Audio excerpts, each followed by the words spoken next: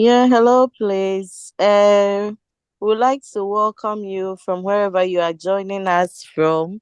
It's another great day and a great session as well. To have this wonderful lectures by Quantum in Pictures, and it's great. And we are very privileged to actually have the main boss with us. So I didn't talk much. I'll just hand over to Bob as he introduced himself and take us through today's lecture. Thank you so much, Bob and team, for this session. Okay, thank you. So yeah, my name is Bob. I'm currently based at Oxford. I'm a chief scientist of Quantinuum, quantum computing company. Okay, he's gone. So yeah, I'm Bob. I'm living in Oxford at the moment. I'm based in Quantinuum, where we have got offices in Oxford and Cambridge and London and Colorado and also in Germany and Japan. For a long time, I was a professor at Oxford University, which is literally just down the road here, just a little bit further, in computer science. And a lot of the work which is presented in this series of lectures was actually developed there over the past 20 years, because it took a lot of time to develop this entirely new language for quantum. So actually today, my lecture today is more about relativity theory than about quantum, because in quantum you need a little bit of relativity theory, but in pictures it becomes something very, very simple, probably the simplest rule that we're going to see in this entire course. And this captures the essence of relativity. So let me start with what the problem is. You see, so I'm now going to go to my slides. You see this first slide. And basically, you got Andrea, who say is on one planet, and then you got Blas, which is another planet, which looks a little bit like the Earth there. And so Andrea is this box with this diamond, this one here, with this diamond, and she wants to get it to Blas. Now, what you see here at the bottom, you have a cup here, and you've got a cap there, and yeah, I mean, if you look at this, basically you can push this box here along this wire entirely to the other side. And this would be, in principle, instantaneous, but that's not allowed. I mean, Einstein told us that nothing can travel faster than light. So this is something that is not allowed. And what is wrong here in particular is that this thing on top here is not something that you can do with certainty. We have names for that. We had sure boxes and maybe boxes, and this is a maybe box. So I'll write it. Maybe. So this is a maybe box. So that's not something you can do with certainty. And we kind of already saw that, so that this is kind of forbidden, or at least this is not something you can do with certainty. And we saw this already in our description of teleportation. Let me go now to this picture. So this is how we described teleportation before. So you got basically two measurements going on here, these two ones. These are two measurements. And they have two possible outcomes. And in order for teleportation to work, whatever outcomes, which I call X and Y here, is recorded on this side, my Andrea, has to be sent to Blas so he can make a correction. That's what we saw in the previous lectures. And that prohibits from this thing to actually happen faster than light. So this is all about basically Einstein telling us things can't go faster than light. So definitely they can't go instantaneous. So this we saw before. Now we're going to try to derive an equation which will capture what it means for things not to be able to signal faster than light, to travel faster than light, to happen instantaneous over great distances. So we want to come up with a rule which prohibits us from doing that. Okay, I'm going now to this board.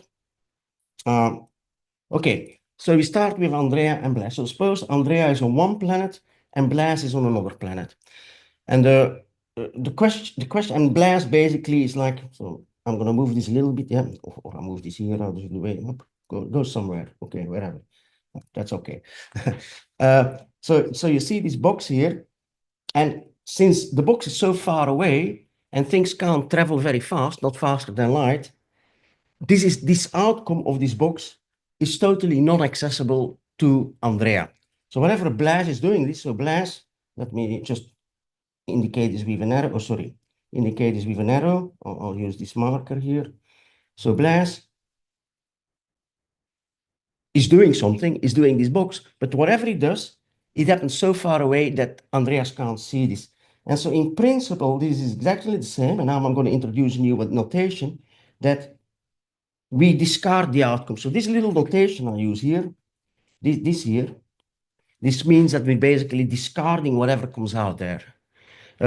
So whatever Blas is doing there, he may be making a cake, he may be doing whatever, because it's so far away, it shouldn't affect Andreas. But now think about it. Think about it. Suppose you're going to make a cake and then you throw it away. Why do you even bother making the cake? You can just throw the ingredients away from the start because it's not going to affect you anyway. So basically, whatever came in there, let me use a different pen now. Whatever came in there, oh, sorry, that one. It doesn't really matter whatever box it is. Just doing this box and I'm forgetting about this is the same as just not doing it at all because it's so far away from Andrea. It's so far away from Andrea. So let me now, so basically what I've just derived is a very simple equation. Let me go back. I'm going to make a new board here, which is whenever you got, oh, let me make the sticker. Whenever you got a box, let's call it diamond, and you discard the outcome, it's the same as basically not doing this box and discarding whatever goes in. It's a very reasonable thing. At first, it looks like having nothing to do with like light not traveling faster than light, but at the end of this lecture, we can actually derive that you can't do things faster than light if you have this rule. And so anything which satisfy this, we call a Shor box. So a Shor box is something that if you don't care what comes out, it's the same thing as not doing it at all. Okay, so that's very simple. So let me just put this in a box. So this is definition of a Shor box for us. And we're going to start, it may look like something very weird, like if you do something and then you ignore what comes out and then it's the same as not doing it at all. What does this have to do with distance and space and not traveling faster than light? That's something we will see soon, as I said. But let's first this little screen. I'm going to move it there now. Oh no, it can stay there. So I'm going to use a new screen. Yeah, that's a new screen. I'm going to start defining something. So what we're going to assume now, do you have that? Yeah, is that for each particle, for each system, there exists a thing which we do like that and which is called discarding. It's a test. It's a test and it basically means just ignore whatever comes out, throw it away. We got some special cases. Suppose we got a number of things, like a few things here.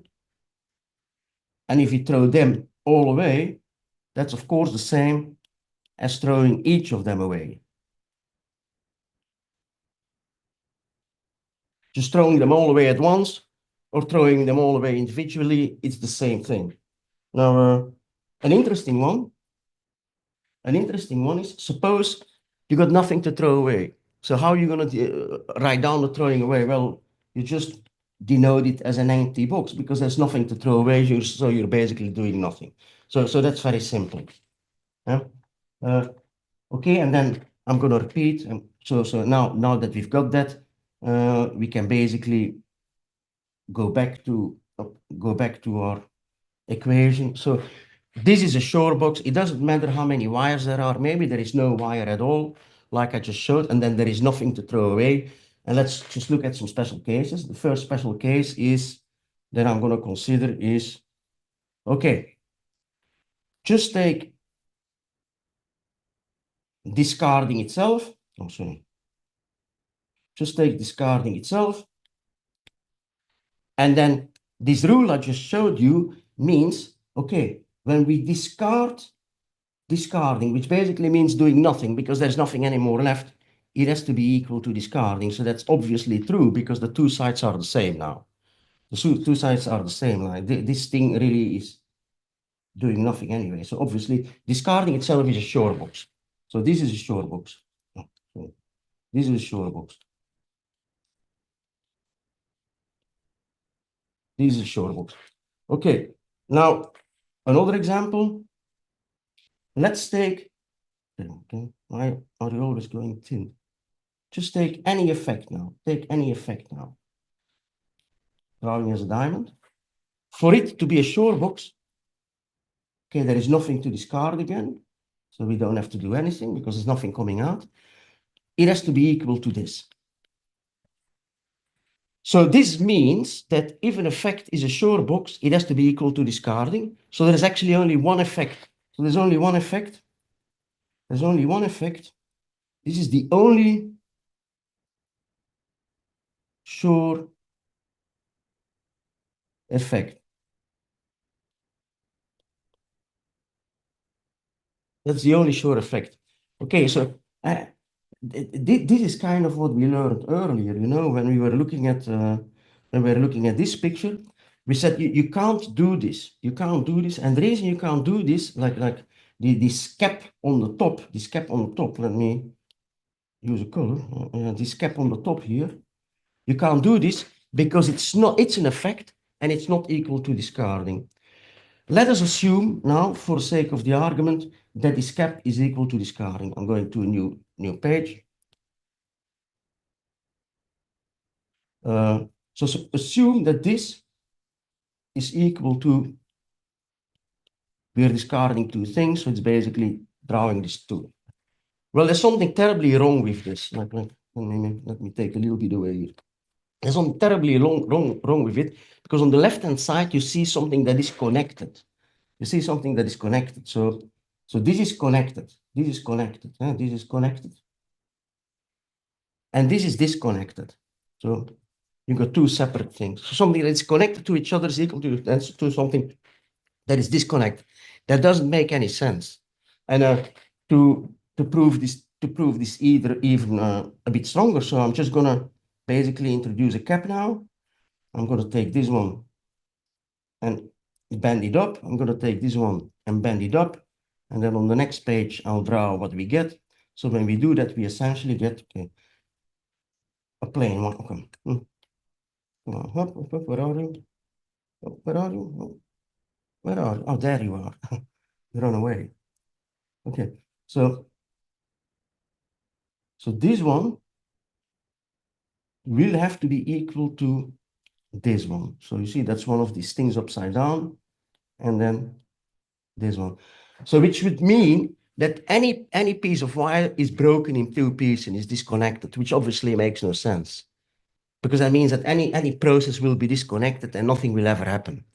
So therefore, the cap test, as I showed earlier, the cap test here will never be equal to discarding. It's impossible. And then there's some other tests which are not equal to discarding. Some examples, like let's just draw another page, take another page. So, for example, if I take a green dot, or if I take a red dot, they will never be equal to this one. Okay. They will never be equal to this one. So this one and this one, they will never be equal. And this then also means that we can't just do them. We can't just do them. And they are not Shore tests, they are maybe tests. So they're both. So let's write this down.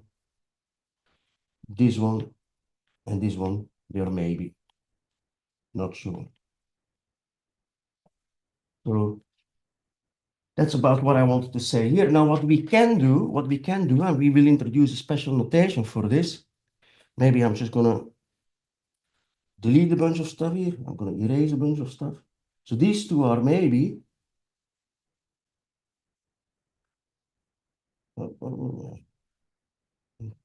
Maybe it was quicker to start from scratch, but it doesn't matter. We got some time here. Okay. Up, this is all good. Okay. So now we're going to do something new, which we haven't done before. We're going to consider them together.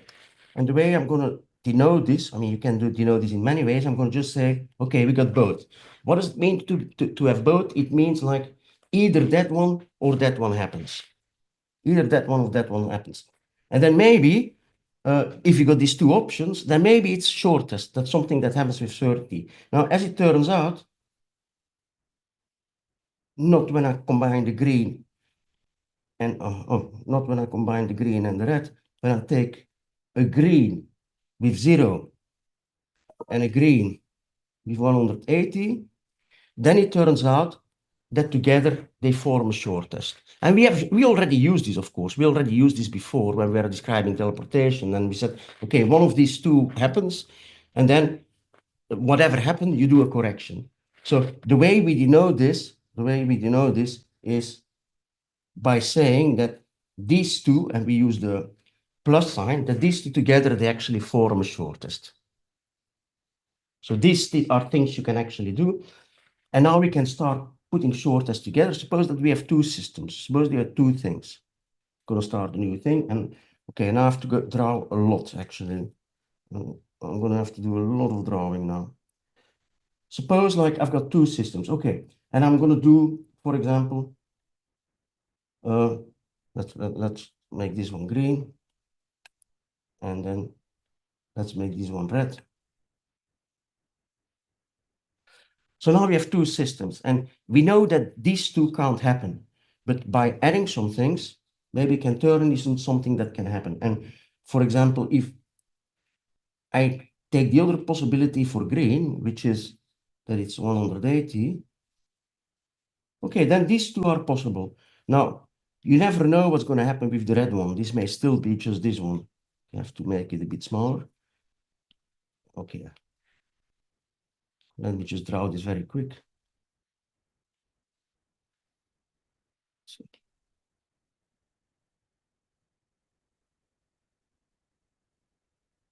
So here, this is the alternative. This one is under 80, and here they're both under 80. So this is also possible. This is, you're measuring two systems, and either they both zeros, then either the green is 180, or either the red is 180, or they're both 180. These are the four possibilities that can happen. So these two together, again, they form a shortest. So that's something we can do. As it turns out, we're going to make another shortest. So this is an example of a shortest for like two systems. Okay. So let's get rid of this now. And we can make another shortest. I'm going to give some other examples. Suppose we just stick a C0 gate in here. So I'm going to stick a C0 gate everywhere. We'll see later that a C0 gate is also a shortest. We'll prove that. So this is something I can do too.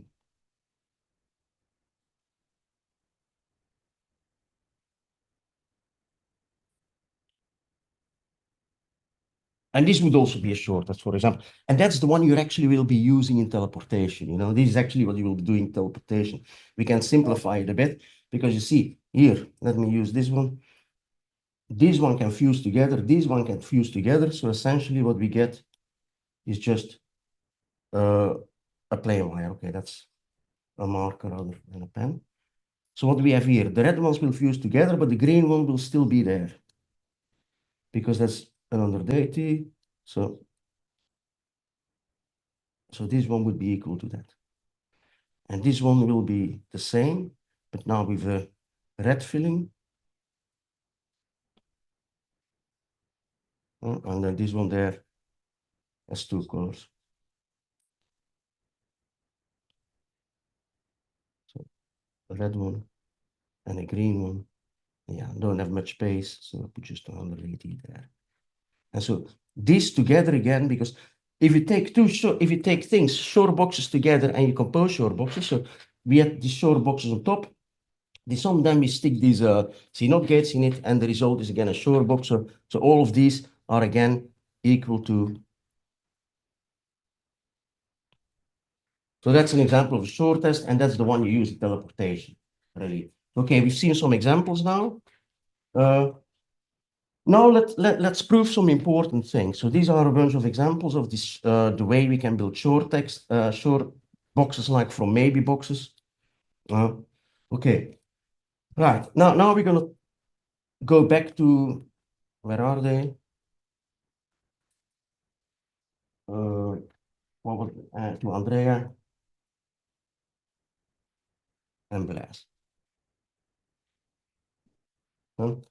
And it's okay, they're far apart. I'm not going to bother drawing the planets anymore. So suppose they want to do teleportation now. So you've got this cup state, which they share. Oh, I'm going to take it. They've got this cup state, which they share. And then there is this box here, which Andrea wants to share to Blaise. Now, suppose they're not going to communicate with each other. Suppose we make a big wall here so they can't communicate to each other. So what does Blaise know about what happened at Andrea's side? Nothing. He knows nothing because Andrea is not communicating to him. So all he can assume is that the information will never reach him. And that's the same basically as discarding the information at Andrea's side. What we can do now, so this is all he can assume because he doesn't get any information. So this information doesn't come to him. So it's the same that is as he discarding the information, ignoring this information. Now so we can basically rewrite this. So this is effectively the same as we can put, we can now take this one and just slide it all the way there. We can slide it all the way there. And so we get this, we get this. And we can ignore all of that. So effectively, the only thing Blaise can get if you do teleportation without trying to use a telephone or something like that, or communication, the only thing Blaise is going to see is the picture up, the state corresponding to discarding, and actually this is nothing but noise. So the only thing he gets is noise. If you know quantum, this is the maximally mixed state. This is just complete noise. It's like uniform probability distribution if you want. So if there's no communication teleportation, as I just proved, then Blaise will not receive nothing else but noise. So you really need this communication. Okay, now I'm going to do two arguments, which are maybe the sort of most sophisticated arguments that you've seen so far. And what I'm going to show is that thanks to, let me go back again. Okay, well, that was not a plan. Okay, well, okay, well, that was too big. Okay, so there's this little arrow there at the corner. I can't reach it. Okay, let me just move this away. Come on, why don't you go to the other side? Okay, good. Okay, there's this little arrow, and which picture was I going to look for? I was going to look for this one. Okay, so we're going to use this equation now to show that nobody can send signals from the future to the past. From this, we're going to derive that you can't send things from the future to the past. And we can also derive and show that you can't send things instantaneously if you're far away from each other. So those are the two things we're going to prove. And this is in accordance with what relativity theory tells you. You can't signal faster than light, and you obviously also can't signal from the future to the past. Those are sort of the rules of relativity theory. They're built in, and we're going to derive this now. So first, we're going to show that you can't signal from the future to the past. I'm going to use a new play. Okay, so I'm going to put a timeline here. This is future. This is future. This is past. And suppose there is Andrea and Bob again, and Andrea and Blaise, everybody uses Bob now, I'm saying Blaise, and they have the following sort of situation. They both have a box. So here is Andrea's box. Here is Andrea's box. And she has an input. So this is the input. This is the output. And then she's connected to a box from Blaise. They have to be connected, otherwise they could never sort of communicate. And Blaise wants to send a love letter to Andrea. So this is Blaise's input here. This is Blaise's input. All right.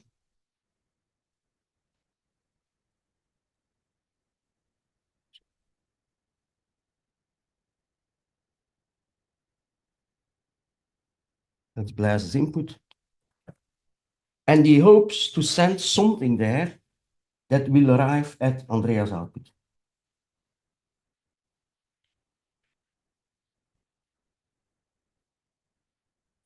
That's what he's trying to do. He's in the future, Blaise in the future, Andrea's in the past. And Blaise tries to send a message from the future to Andrea in the past. Now, what we have to do is we need to take Andrea's perspective now. We need to take Andrea's perspective. And obviously, Andrea doesn't have access at all to, to this wire from Blaise. She doesn't have access to it. It's somewhere far in the future. Not having access to it is the same again as effectively discarding it. So this is the same as discarding that output. Here. Okay.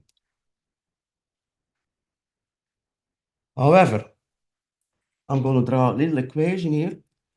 So remember that if you got a box and you discard the output, it doesn't matter how many inputs there are, that's the same as discarding the input. And so that's an equation we have here, and we're going to use that.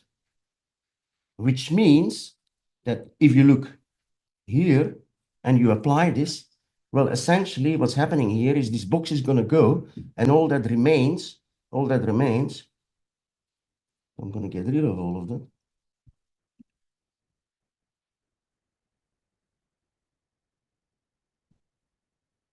All that remains is really, okay, we had a wire there. All that remains is just these two discardings here. Now you see Blaise's input is now completely disconnected from Andrea's output. So nothing is actually going to go through. To make it a bit clearer, we can basically move this down. That's going to make everything a little bit clearer. And so whatever Blaise puts in, I mean, it's from Andrea's perspective, it's just discarded. So obviously it's never going to reach her. So we can't signal from the future to the past. That's what I just showed. We can't signal from the future to the past. That's a simple argument that we just showed. Now I'm going to show that if two parties are far away, they can't. Yeah, Please, can I ask question? sure.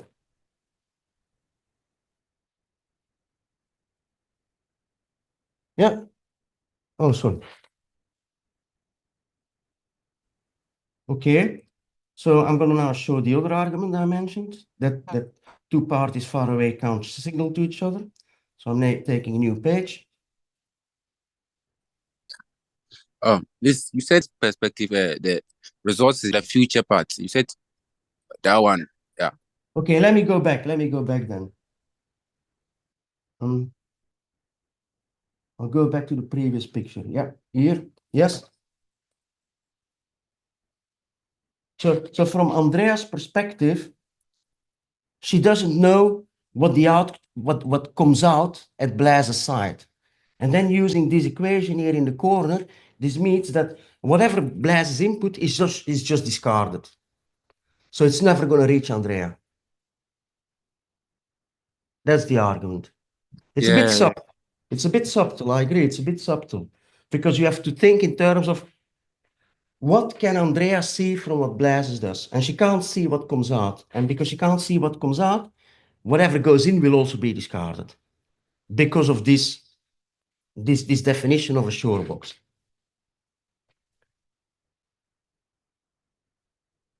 Okay. So let me now do the most important one, the fact that, okay, so you got Andrea and Blaise again. I'll draw them down. So you got, oh, damn, everything.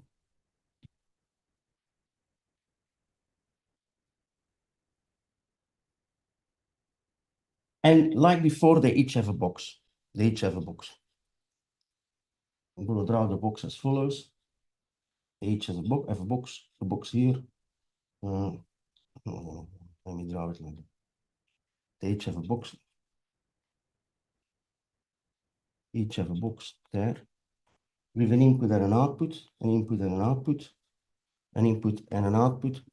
And then you could ask, suppose there is some kind of entangled state. I'm just writing this as a general entangled state here, which feeds into all layers and which feeds into Blair.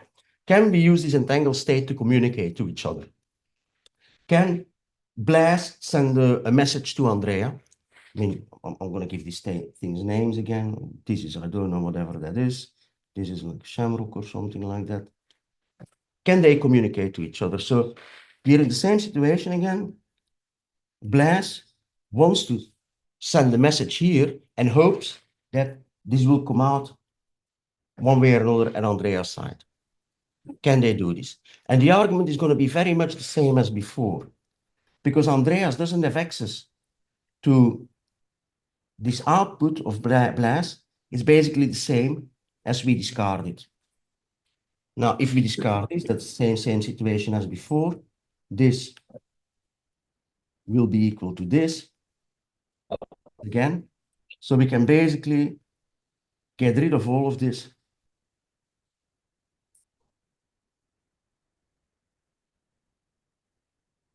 And discard both. And the situation is the same. I can now basically, let me move this a bit away. I can basically now take all of this. I'm going to use this marker. I can take all of this together and just move it close to Andrea. So let me do this. Okay, I think I can do this with this the easiest. I'm just going to get rid of all of this.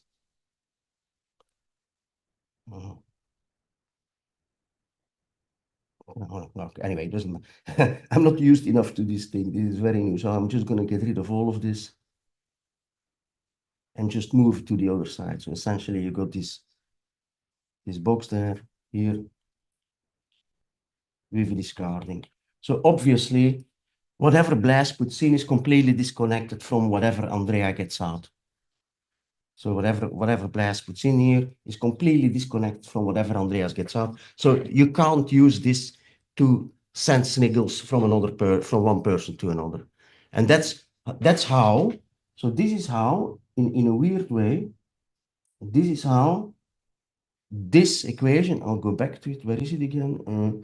This one teaches you that you can't send stuff faster than light. You can't send stuff instantaneously. Okay, we are not talking about specific speed of lights here. We just say you can't send stuff instantaneously. You just can't. And that's the role which relativity plays in quantum mechanics. And it basically comes from this very simple equation. That's all you need. Yeah, I mean, this is fairly short lecture, but that's it. That's all I wanted to say here. So the main lesson to remember is this thing you see on the board is what defines your shore box. It's a very simple equation.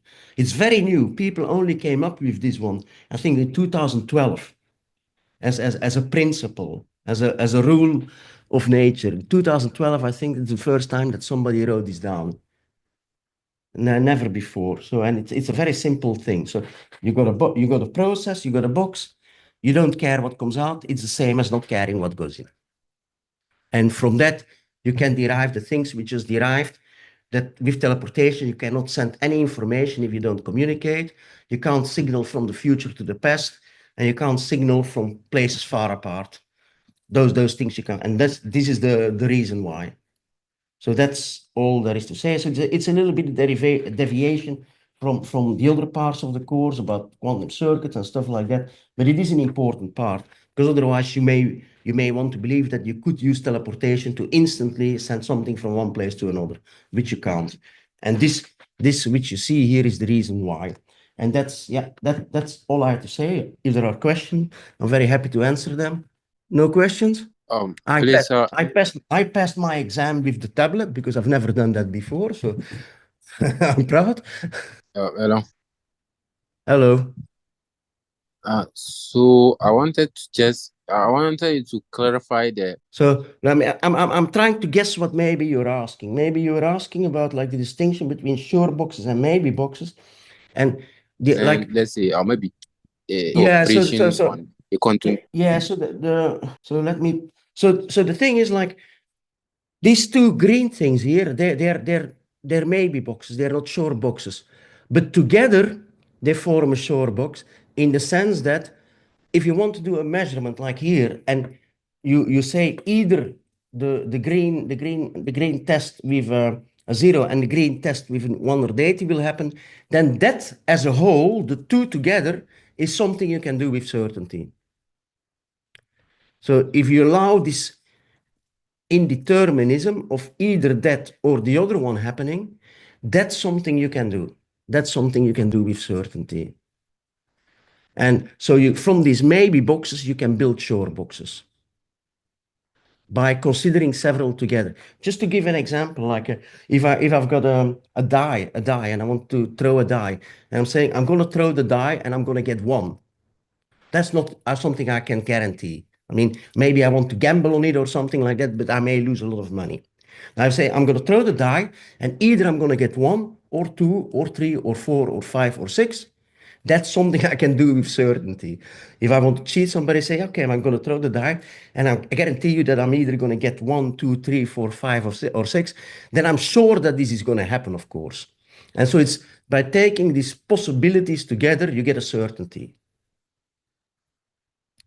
That's really what is happening here. And that's what you need to do in quantum mechanics to, for example, do teleportation. You have to consider your different possible outcomes. Uh, I, I was just guessing. I hope this answers your question. Ah, okay. So you ask the meaning of this discard test. It's really ignoring something. So if you want to think, for example, in terms of quantum circuits, I can have a quantum circuit with like 100 qubits, and I just measure one and I ignore the other ones. That's something I can do. That's really what this box means. You just ignore. You don't care. And that's how we used it in the few arguments I made.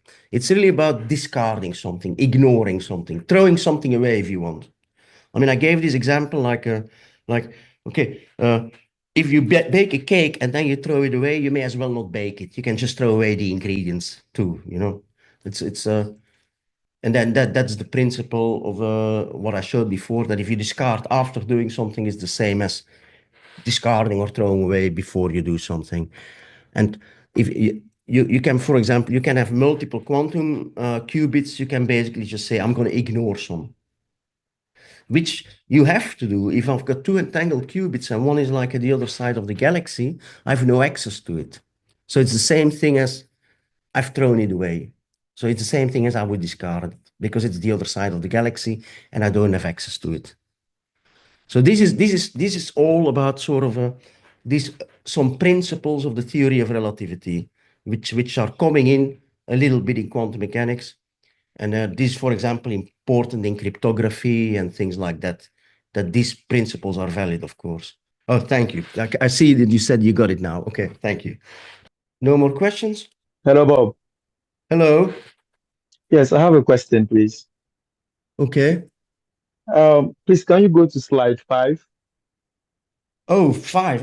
I didn't or know I had 4? numbers. Yes, I didn't know I even had numbers. Oh, they are numbered. That's I just discovered that. Wait, five. That's this. the ones with the spider, green and red. I have a question there. Ah, okay, okay, okay, Green and okay, red spiders. okay. These ones. This one. Yeah. Yeah.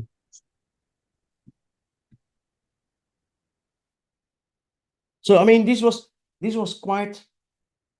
There was a lot of things I was saying here. Yes. Yes, I had a question there, but I didn't want to interject. The arrangement or the order in which the green and the red were. the arrangement. Yeah. If you change it, is it possible you can add them? That is the top part of it. So we are just let me see. We're just talking about we're just talking about this now, right? The thing on top. Yeah, the top ones before Yeah, the. so we're talking about the thing in the blue. Well, I mean, Exactly. if you Yes, if you yes. if you change the arrangement, then probably it won't be true anymore that they together for. So what I'm doing here now, it's like basically it's like flipping two coins. I got two coins, a green coin and a red coin. And then what are the four possibilities? This is my first coin is head, my first coin is tails, my second coin is head, my second coin is tails, and that exactly gives like these four combinations. If I would say, if I would change, what can I do? If I would change this one to 90, this wouldn't be a shortest anymore together. It's for only very specific choices that this would work. So the thing is, if you got two shortest, if you got a shortest on one system and a shortest on another system, you can combine them in one for the two by considering all possible combinations. That's really what I did here. So this would be not good. Okay, all right. Thank you so much. I got it. So it's only very specific. So the basis case. Let me go back. So the basic case I had this somewhere is this one. That's the basic case.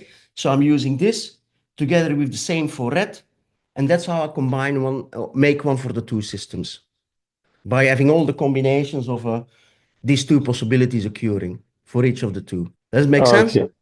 Yeah, it makes sense. Thank you so much. Thank you. Any more questions? No? Well, then, thank you for listening. Have a nice evening. Bye, All right. everybody. Thank you so much, Bob. Thank you. Bye. Thanks for organizing.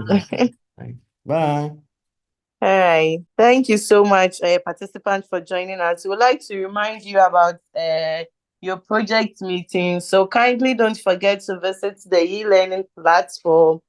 Your mentors are waiting for you. So please kindly check the platform and let's arrange for a meeting. Thank you so much. See you all tomorrow.